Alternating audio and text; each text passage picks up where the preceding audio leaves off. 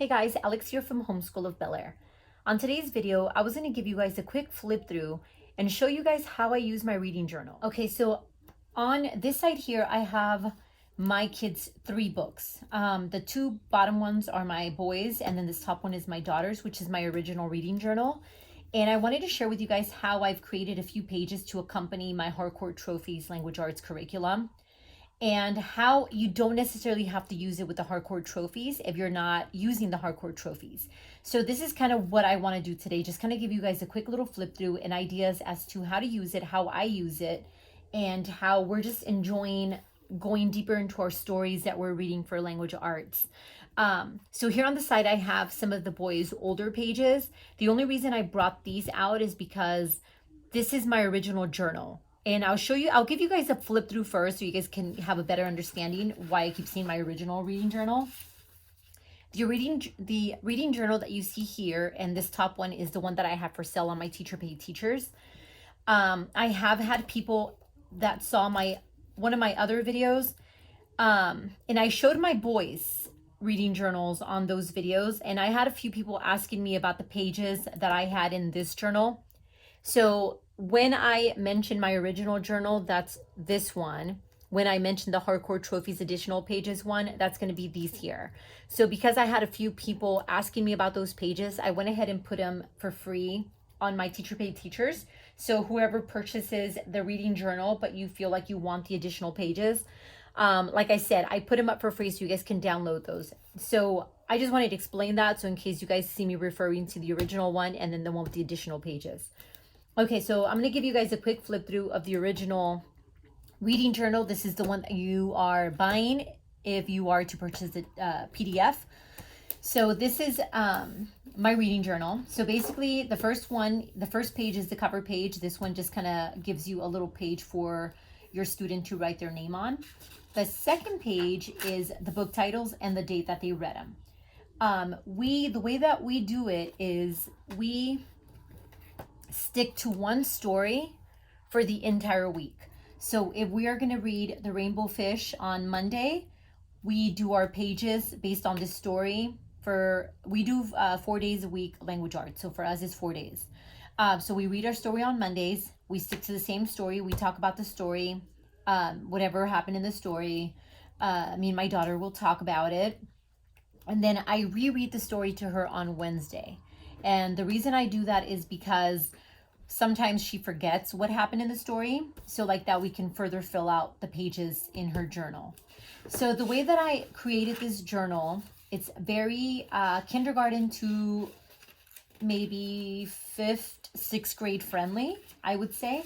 Let me start a new area. Okay, so these are the original pages. So you get your title. This is what I just called the title page. The title page gives you an area to write down the title of the story that you're reading, the author's name, the illustrator's name, who or what the book is about, to rate the story. So you can give it however many stars, or your student can. And why did I rate this book these many stars? The only reason I did it is because sometimes my kids will give the story 1 star, and I want to know why. So I added this little area here. This book was either fiction or nonfiction.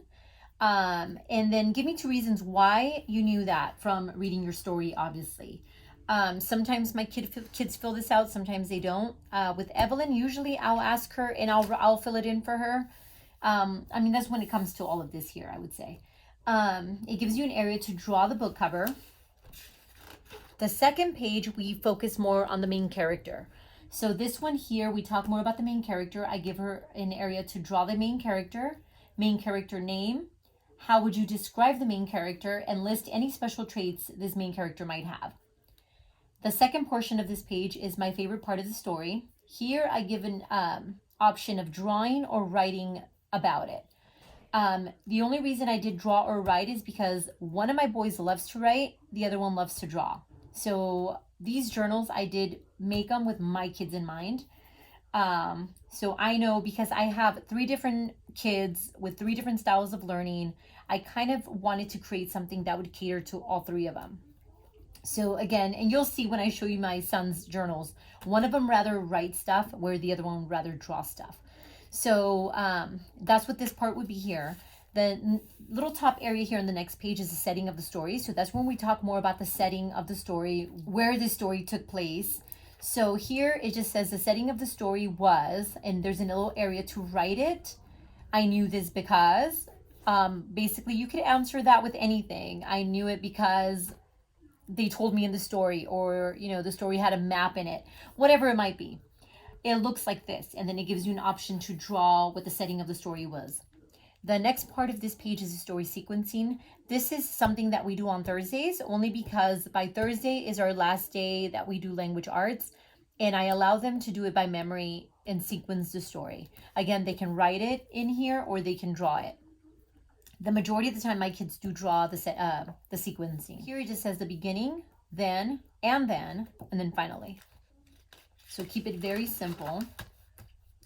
The next page is a new words page. The new words is just gives you an opportunity to do any kind of vocabulary if you want to add vocabulary to your lessons or to your story. So even if you're not following a set curriculum, let's say for instance you're using this book, if your student reads it, what I have them do is pick out, I sometimes allow them to pick out words that they don't know what they mean.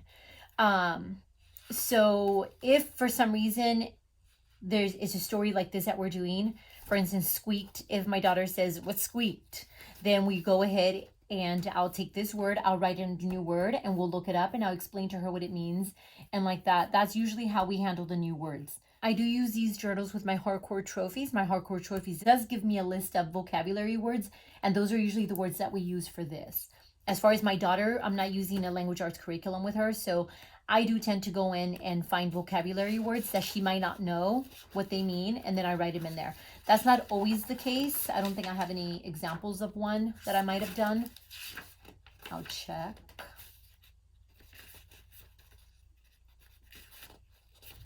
I don't think I have any example. Oh, here. Desert, dove, and coyote. So these are the three that we had picked out for that story. We never finished it. I forgot why. But anyways, the next portion of that page would be the, what would you change or add to the story? Draw or write about it. So this one, I just kind of give them an option to change something or add something to the story. They can add an alternate ending. They could change anything in the story.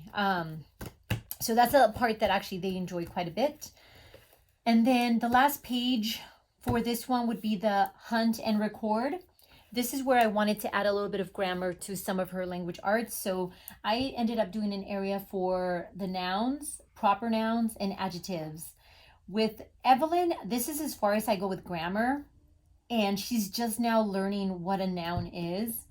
And we talked a little bit about what a proper noun was. And she hasn't really understood or comprehended that yet.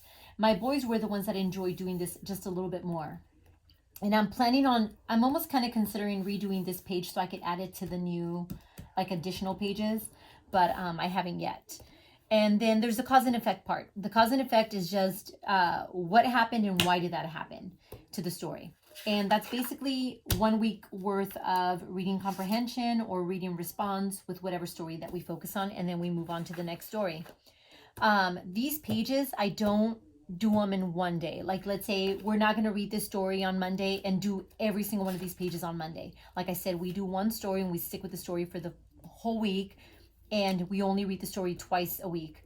That makes it a little easier, and I'm not overwhelmed with reading the stories, unless I allow my sons, where that's the way we were doing it here. What we were doing here was I was picking out the stories for them. So let's say, for instance, I was giving him this reader, I was giving him that reader. They read the story Monday through Thursday, sorry, and they did the pages on their own. That's how we did it originally, but we ended up changing it because we started using this journal with my HARCOURT trophies. I hope that kind of makes sense. So let me show you real quick what that would have looked like. So for instance, on this week, I gave him a story called And I Mean It, Stanley. And so he wrote the author's, which I believe in this one, the author was the same as the illustrator. And what was his book about? A little girl and a dog named Stanley. And then he rated this story 4 stars. Stanley just came out and wrecked everything. So that's why he gave it that. I don't know what that meant. And then this one was a nonfiction story. And I said, write 2 reasons why. Everything can actually happen, it wasn't make believe. And then let's see. So here, the main character was a little girl. We never found out her name. How would you describe the main character? She seemed fun. List any special traits. She's creative. So in the story, she built some little thing out of junk. And so his favorite part of the story was that, when she built her little junk pile. And then the setting of the story was in an alley because she walked there. So how did you know that? Because she walked there and then it looked like this. So this is a picture of the alley. He never got to sequencing the story, which is no big deal. So this is when I would ask him if the story had any words that you don't know what they mean. Obviously, that probably never happened here. He probably knew what every word meant, so we didn't fill this out. And this is why we started doing it a little bit differently, because I wanted to pull words out of the story so we can fill this out. What would you change in the story? Obviously, he wouldn't change anything. And then we didn't get to finish that one. Let me try to find one that we did finish, because there was times where we would just kind of stop. There was the Monsters, Myth, or Facts story. This one was a myth, so it was fiction. He put fiction and nonfiction only because for fiction it was myth. Nonfiction, some of the stories were actual animals from this story. Then the main character, there wasn't one main character, so I just had him pick his favorite main character. So for this one was a dragon. His favorite part of the story was when they talked about the giant squid. So that was that. Was there a setting to the story? There wasn't a setting to the story. So a lot of the different places, story talked about it. And then he sequenced the story. So what I had him do with this one, because there wasn't a sequencing of the story, because it was an actual story, I just had him pick out 4 different monsters that they talked about in the story, or mythological creatures that they talked about in that story. So that's what he did. There wasn't any words there. He didn't do a word hunt on that one. I'm trying to find one where he actually did the word hunts for the nouns and all that. I think he did it on this one. Okay, so Don't Throw It to Me. This was a different story that he got to read. Let me see. Yes, he did. Okay, so he did the definition. And for this one, the definition, the vocabulary words were mainly football terms that he didn't know, like long throw, butterfingers, and go deep. So we just kind of talked about what those meant in reference to football. For the hunt and record, all he had to do was pick out nouns from the story. So for instance, school, mother, bed, butter, players, hands, bench, ball. Proper nouns: Mo Jackson, football; Robbins, Jays, Coach Steve. And then we talked about adjectives. So slippery, smaller, buttery, or buttered, smaller, and younger. So that is kind of gives you an example as to how this area should be used. And then the cause and effect. He didn't want to draw it, so he just wrote it.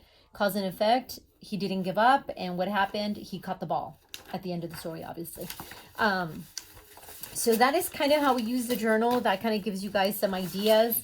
Now, when it comes to the HARCOURT trophies with the additional pages, the reason that I added additional pages was because we stopped using the reading journal with stories like this, and I decided I wanted to use it with the HARCOURT trophies. So that is why I created some of the additional pages. So I'll show you guys real quick the additional pages so you guys can get a better example as to how it's done or used with the additional pages. So now we have the reading journal that we're using now. This one has the, 3 different additional pages that I added, like I said, as a free download. So if you purchase the journal and you feel like you want these pages, you can download them for free. So for instance, the way that we use it is with our HARCOURT trophies. Like I said, our HARCOURT trophies gives us our vocabulary words here. So those are the words that we write in here. And then we find the definition for them. Sometimes if they know what the word means, I have them write down the sentence from the book, or they can draw it, which is what they've done recently. They've drawn the definition. Let me see if I can find it. See, so they've drawn the definition. So anyways, we read our story, we do our story. The story actually gives you the genre, so that allows them to fill this out if it's a nonfiction or fiction story. And then we read our story. Again, we only read our story on Mondays and Wednesdays. And then let me get to the end. These stories here have a think and respond area. Think and respond is just an area that gives you some comprehension questions as far as the story goes. Usually the think and respond, we do this on Wednesdays, at least for our journal. So think and respond, that is one of the additional pages that I added as a free download. So think and respond, you can use it however, if you're not using it with the HARCOURT trophies. The way that I've done it in the past, when I first made copies of this, was there's a story that we did where it wasn't in the HARCOURT trophies. So for think and respond, I just had them write down the definition of a volcano because the story was had something to do with the volcano. So that's kind of that's basically what I had them do for the think and respond. Let me see what else. The making connection part is almost like an extension to the lesson. So it gives you whether it be a writing connection, a social studies connection, or a science connection. Most of the time I'll pick one of these out. If I don't like it, then I'll create my own. For instance, this one, we just learned more about a volcano. I'm trying to think. This one, they got to write a letter to me. Let me see what else they've done.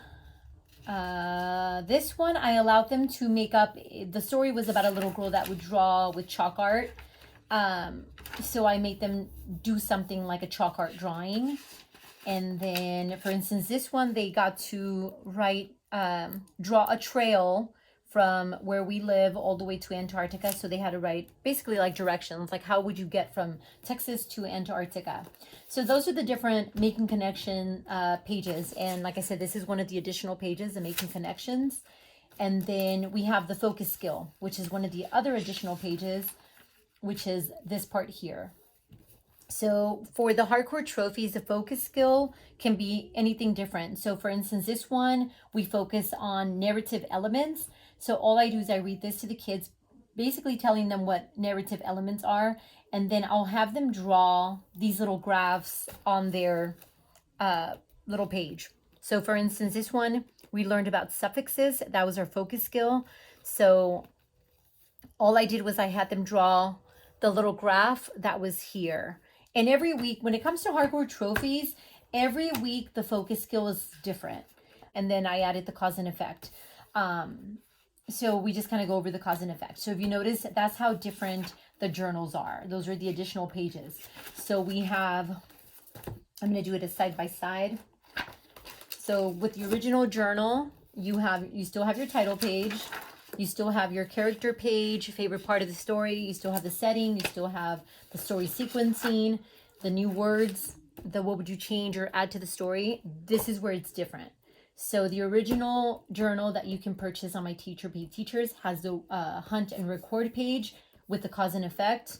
My HARCOURT trophies one, that is where I added think and respond. The cause and effect is now up here, and then it gives you the focus skill for the HARCOURT that accompanies the HARCOURT trophies, and then the making connection, which is a cross-curricular activity that is offered in the HARCOURT trophies. And then we move on to the next story. So that is how the two journals are different. Like I said, you can use it however.